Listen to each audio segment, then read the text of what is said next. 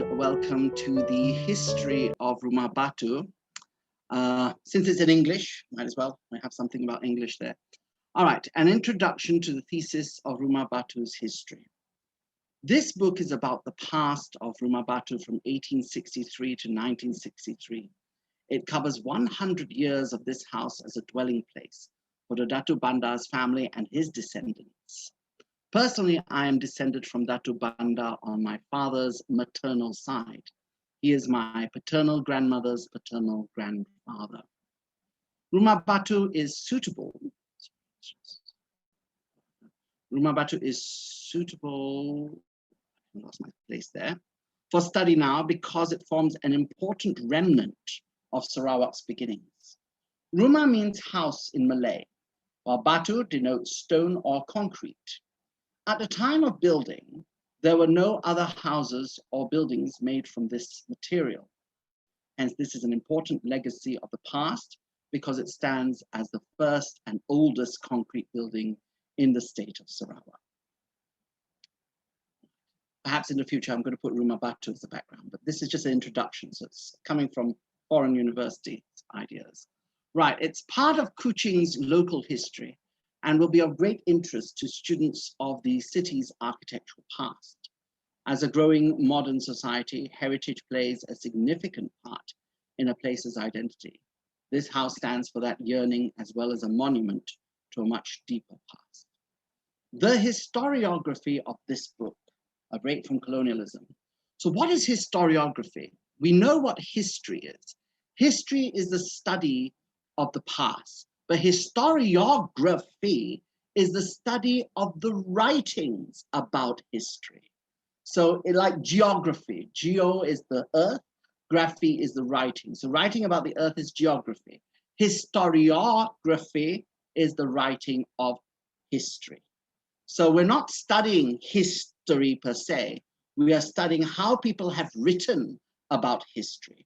And in Sarawak, it's a very, very interesting thing that's going on. We have colonial historians and we have postmodern historians, and we all think very differently from each other. So a historiographic approach is different. The sources we take to talk about the past is different. The choices we make.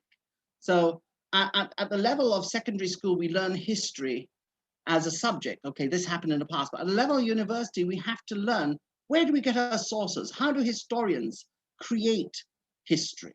In some sense, it is a form of creation. So here we are. Historiography of this book is a break from colonialism. When I grew up, I went to this Pinggilan, Kenduri, and I remember talking to some relations who had done history, and I realized that their approach of history was very colonial. Yes, they were Malay, but they were colonial. The approach was that it started with this, that, and that, and there was not much substance. Then I read the history of Britain and the history of Scotland in particular, because my mum is from Scotland, and they go back, way back. And they had this whole connection of history from before Christ, or before a common era, which is 2,000 years ago, all the way up to the present, and they're able to talk about it significantly. Now, I wanted the same thing, and I still want the same thing for Sarawakan history, but it's a process. Historiography is a long word. What it means is the study of the writing of history. It's an advanced subset of historical studies at higher levels of learning, such as at universities. I think even in schools now, they're trying to introduce historiography as well. In lieu of a book that started its life as an honors thesis, it's well worth to mention where this book lies in the historiography of Sarawakan history. There are two perspectives that I will present here. First, the context of this book in light of historical content of 19th century Sarawak. Second, at a much deeper level, the fact that this book pays homage to the postmodern school of cultural history as propounded by historians such as Oliver Walters since the 1960s. In some, it's a shift away from traditional histories in two ways. Number one, historical content is different, as well as historiographical processes. Okay. Histories of Sarawak consists of studies into James Brooke and his family dynasty from 1841 to 1941. I don't want to put James Brooke down, and I don't want to undermine his significance, but his personal life history should not be a part of Sarawak's history. History of 19th century Sarawak is filled with works that look into the history of the Brookes. It's even a crying shame that James Brooke's birth in Benares in India, life in England, and the Anglo-Burmese wars become part of a story for Sarawak's history. These were events experienced by James Brooke, but had no leaning as to what really took place in Sarawak, except for the man who was involved in them. Hence, this work is a shift from looking at the history of Sarawak from Brooke to a history of Sarawak from ourselves, the Parabangan. Kita orang abang-abang. Okay, Parabangan perspective. We are reclaiming a history for ourselves. As Sarawakians, we need to be proud of our own agency in the creation of our own histories. Also, most histories of Sarawak have been either written by colonials or locals influenced by colonial historiography. When colonialism ended in 1963, don't expect people to suddenly be, okay, this is going to be a Malaysian perspective. No, the mindset of having been colonized for so long exists and continue to exist with a certain generation. And until that generation dies out and works of that generation has been discredited, only then can we assume that a new wave of consciousness can come in to the practice of historical writing. Okay, it's kind of like Oedipus in some way, but not always. Okay. Also, okay, so this work takes Sarawakian history from an indigenous perspective. It is history written by a Sarawakian, I'm a Sarawakian, for Sarawakians, with a unique Sarawakian perspective. Unlike colonial historians, both local and foreign, I don't consider local historians who are pro-colonial in mindset as being non-colonial. It's not from the blood of the historian that we know that they are pro-colonial or not colonial. It's from the educational background and the historiographical practice that we know that that historian is pro-colonial or not. Okay, you can be Asian, but you can still write thinking that Asians are not the agency of their history. Okay, unless you write with the idea that we are the ones that set our history, just like in Edge of the World, you know, we are the ones that set our history. Only then can we be released from this idea that foreigners were the ones that govern our ideals, okay? So it is history. So unlike colonial historians, both local and foreign, postmodern historiography propagates the writing of history free from bias. It focuses on the culture and the hermeneutics, that the signs or meaning of the times. It validates culture as what is presented rather than part of an overarching meme of victimizing versus victimized. In other words, what you see is what you get, culture and all. I would like to conclude this section in stating that colonial historiographers and their local counterparts had been sacrificing the history of Sarawak as history seen by the eye of the outsider. I mean, we could even say that some of our politicians, especially those who write about the Malay dilemma, about the lazy native, are also colonial in their mindset. They don't understand that we are hardworking and we are the builders of our own civilization, but because they're so influenced by the way the white people have viewed us, that's why they are colonial historiographers. What's even very interesting to note is that actually there are some Western historians like Oliver Walters, who studies Southeast Asia from a Southeast Asian perspective, John Henry Walker, okay, and was one of the writer of what's called it, Masa Japun, Bob Rees. These people are not colonial historiographers in some way, or historians. They are the ones that uplift our bangsa, that uplift our things, because they see us from our capabilities rather than how we've been affected, okay? And yet it's our own locals that tend to sell us out, you know, as being lazy or being this or being that. We've got to get rid of that colonial historiography in order to embrace postmodern and Sarawakian historiography. Okay, in stating that colonial historiographers and their local counterparts had been sacrificing the history of Sarawak as history seen by the eye of the outsider. And for so long, we have been miffed to think that this was our heritage. My hope is that with this book, much interest will be put into reclaiming the past for ourselves. Rumah Batu is a perfect tool to deliver this unique historiographical break with colonial historiography historiography because it's uniquely Sarawakian. In fact, to add sentiment and experience to the cause of my book, as a thesis, it was discredited by one of my Australian examiners because it left out Orang Putih, Western agency. If in the long run it can deliver an Asian dimension and bring back the voice of Sarawak to history, the sacrifice of a possible MA master's program was worth the effort to reclaim a history for ourselves. Some sense, I feel like this book is the Sukarno of historiography in some way. Okay, there needs to be sacrifice in battles that occur even in historiography. In every battle, there are always battle scars. The battle that is fought herein is against colonialism in historical practice that still goes on unchecked in Western universities, especially, even to this day, especially in the writing of local Asian histories. Okay, we've still got some time, so I'm now going to look into who were the Parabangans. The Parabangans were a special people, okay? Do you know that their ancestors once ruled the whole of insular Southeast Asia? That means all the islands up to Australia. Descendants of the rulers of Majapahit, they came to found Sarawak under their mythical ruler, Datuk Mapati Raden Gusti, or Raden Menteri Dipati, a son and envoy of the Raja of Majapahit, sometime in the 1400s. Now, as usual, we always have to have a source. Abang Ridwan, a family tree, traces the ancestry of Sarawak all the way back to the ancestors of Parabangan Sarawak through Datuk Mapati Raden Gusti to his Javanese ancestors, beginning with the founders of the Singasari dynasty in East Java, Ken Arok and Ken Dedes in the 12th century, 1180s, to the establishment of Majapahit and Sarawak thereafter. The link between Datuk Mapati and his Javanese predecessors was made based on Brunei historical records from the Department of History, Brunei Darussalam. So where are you getting these sources? You know, I was once looking at all of this and my brother asked me the key question that unlocked all of this. And he said, who's the head poncho in this big family tree you got from Abang Ridwan? And I said, oh, Girindra Wardana, something. And then I looked up who this guy was.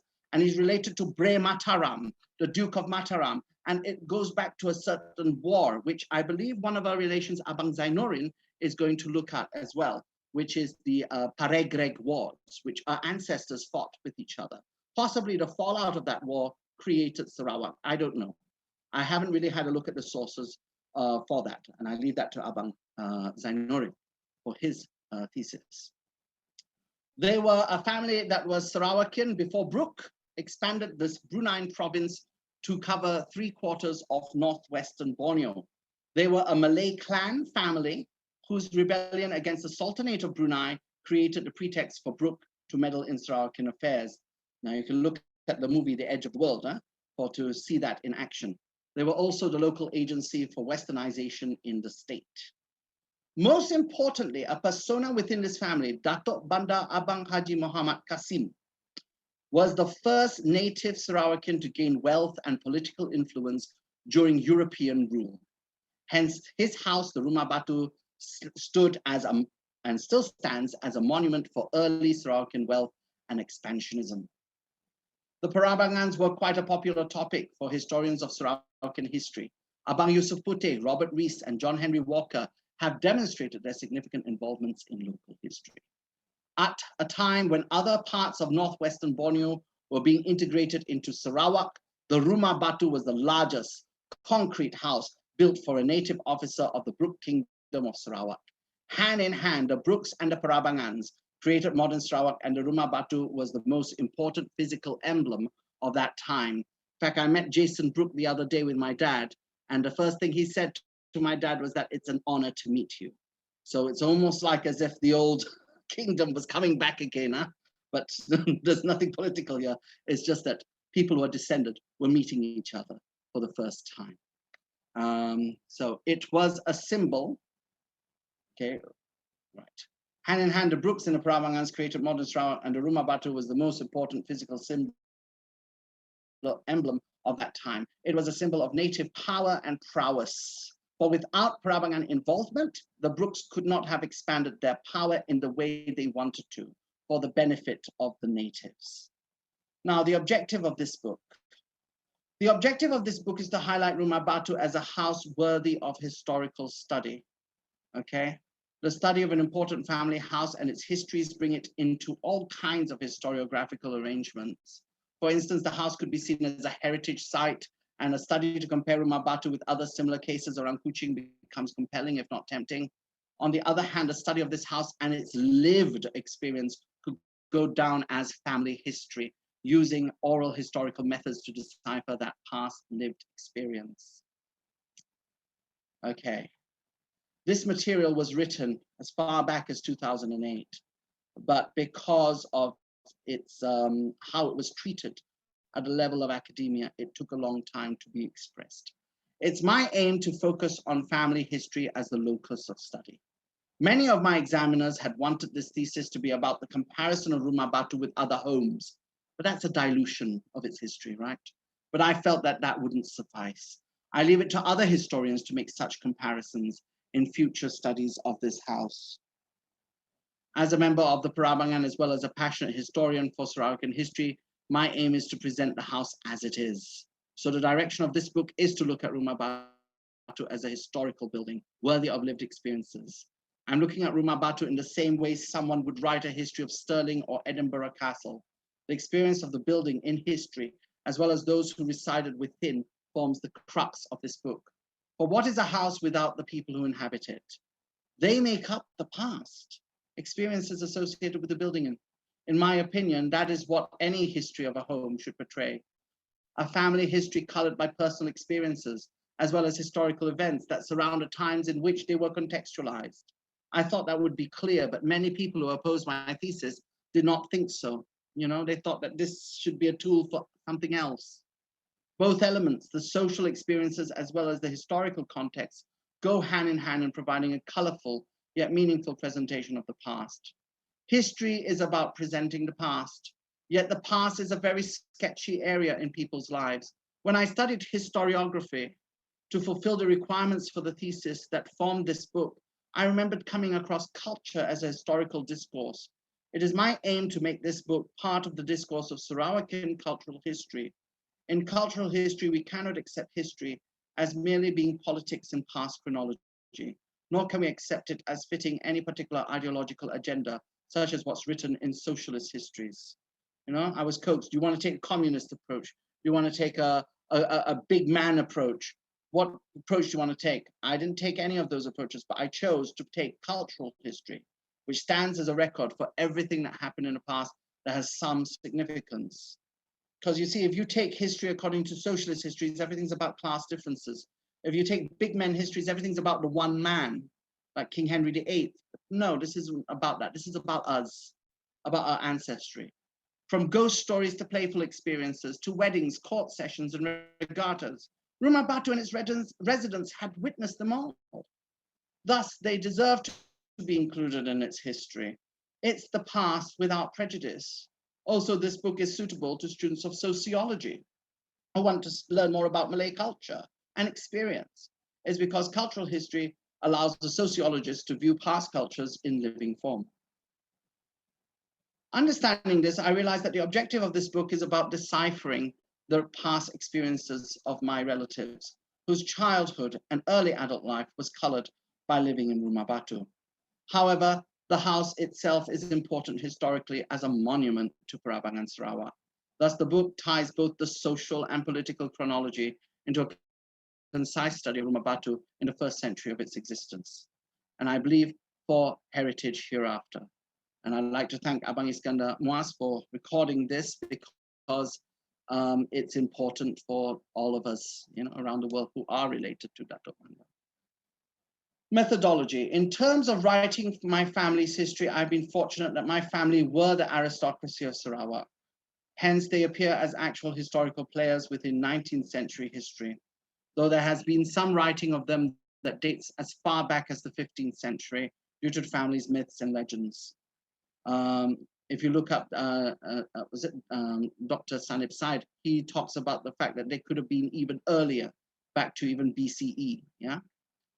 So 2,000 years, 2,500 years. Therefore, I started my writing of Rumah Batu's past with those myths and legends in mind, and continued the history of the family by summarizing what other historians have written about the Parabangans, all the way to the context of 1863 which is the year Rumah Batu was built. In this sense, I wish to refute Nancy Gray when she said that begin at the beginning, go on until you come to the end, then stop does not apply to family histories, for who can say where it began or where it will end? Well, this is easily to be refuted, because in this case, there is an all-round consensus that the family founded the settlement of Sarawak in the story of Datuk Mapati and Raja Pamaisuri in the 15th century or thereabouts. The end of the thesis is when my oral history subjects had left Rumah Batu, thereabouts. So hence, in this case, there is a beginning and an end in studying the family's historical connection with Rumah Batu, but I think it still continues till today, yeah? So it's still continuous. Nancy Gray has a point there, yeah? It never ends. But for this thesis, we have to create a boundary, and that is a boundary of pre-colonial or pre-kingdom all the way up to 1963. This brings me to another aspect. Besides being about family history, the methodology of this work will be focused on oral history. Oral history is a useful approach because it targets the lived experience of those living in Rumah Batu. My father, his siblings and cousins were fortunate enough to have grown up in this house. It's because their experiences were formed by the interesting periods in which they witnessed. They were the living organisms that formed the house's living memory. As this is so, applying oral history helps to animate the past for those in the present. The oral as well as the historical past will pose a holistic presentation of the house's history. Hence, all primary sources are in fact the oral testimonies of my father, his siblings, and cousin. The secondary sources are the books on the events that either created Rumah Batu or were experienced by those who lived in this house. In addition to that, books on Malay culture will also add some perspectives to the overall cultural approach that this history will manifest. A balance of the sources is one constant theme throughout this book. Yet, as the chapters will show, some chapters will portray more secondary sources over primary, while others will do the exact opposite. It all depends on what sources are most relevant to the core information of each chapter. That being said, the chapter outline of this book. Chapter 1 will examine the beginnings of Rumah Batu. Since the house's history is connected to the history of Parabangan Sarawak, a great deal of the first chapter will be a survey of Sarawak's pre-colonial past or pre-kingdom past. This will be followed by a description of the house as well as its function in those early days. Thereafter, a brief biography of Datuk Petinggi Abang Haji Abdullah, the son and heir to Datuk Bandar, Abang Haji Muhammad Qasim, will end the chapter.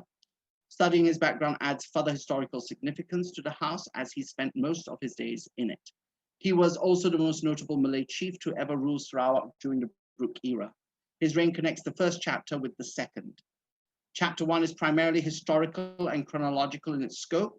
There are no oral testimonies as it harks back to an earlier time, which has no survivors left to this day to tell the tale of the respective lives, yeah? All right. Chapter 2 discusses 3 significant political events that influence the lives of those who call Rumah Batu their home. It is also the story of Sarawak from the 1940s to 1963. It covers the experience of the family during that Japanese occupation in Sarawak. The chapter will also look into how Sarawak recovered from this occupation, which happened during the Second World War. The plan for Sarawak to recover was to submit to British rule, yet the romanticism of a century-long Brooke dynasty, which defined Sarawak as a nation, was being fought for preservation under Malay nationalism. The people who were against this plan sacrificed their jobs, including my grandfather, Abang Haji Zawawi, because they could not see the good in selling their country to the British. The chapter ends with the British colonial period, a period best defined for its stability. Chapter 2 is a survey of what happened to the aristocracy that once ruled Sarawak alongside the White Rajas, the Brooke family dynasty, and how their influence waned during this period of great change, 41 to 63. Chapter 2 contains a nice balance of oral testimonies and bibliographical historical research. Chapter 3 discusses Rumah Batu as a socio-cultural hub of the period covered in Chapter 2. This chapter was created because many of the interviewees experienced the house as a home rather than as a historically significant building. This chapter allows the interviewees to share their lived experience of Rumah Batu. Elements of Malay culture such as traditions, superstitions, and daily activities reveal itself here. Hence, Chapter 3 contains more oral testimonies and less bibliographic research. Yet books on Malay cultural experience do present itself. The chapter provides a cultural perspective of the times covered in this book, even if it veers off the chronological theme into a social one. Okay, so we have chapter 1, which is totally historical, prehistorical in the sense that not much written about that time, up until 1863 and thereafter to 1941. And then chapter 2, 41 to 63, political events. And chapter 3, 41 to 63, but social, cultural events. Yeah. Conclusion. Throughout this book, I've enjoyed interviewing my own family to get a sense of where they came from. Chapters 1 and 2 contain the history of Rumah Batu in a very chronological and somewhat traditional or political framework. However, chapter 3 comes as a shock to this framework as it dives into the cultural experiences of Rumah Batu as reflected by the interviews. Even though it seems that the 3 chapters do not run chronologically, chronologically means following time, following history, this first, then that, and that, and that. So it doesn't run chronologically except for the first 2 chapters with each other. They answer the 2 parts of this book, original thesis, perfectly.